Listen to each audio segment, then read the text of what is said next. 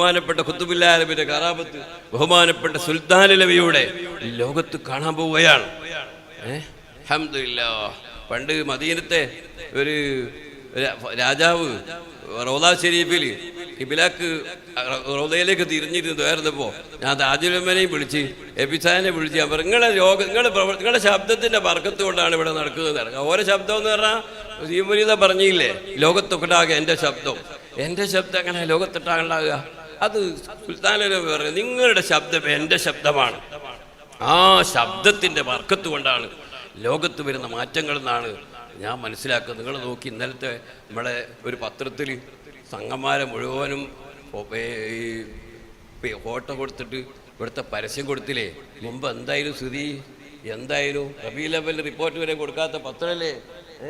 ഇതൊക്കെ നമ്മൾ മനസ്സിലാക്കേണ്ടത് സി എം വലിയുള്ളാന്റെ ഖറാമത്താണ്.